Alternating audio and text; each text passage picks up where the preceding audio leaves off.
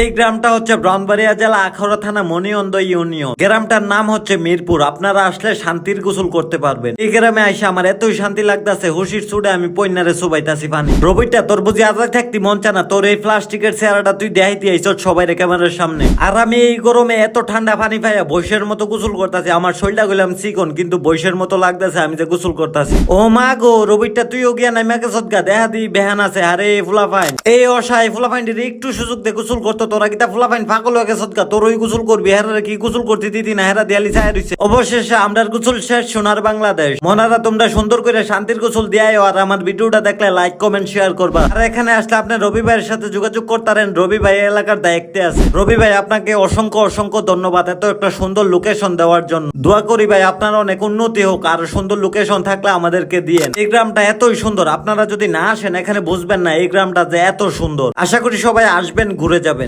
Tata everyone. ভিডিওটা ভালো লাগলে লাইক কমেন্ট শেয়ার করবেন, চ্যানেলটাকে ফলো করবেন।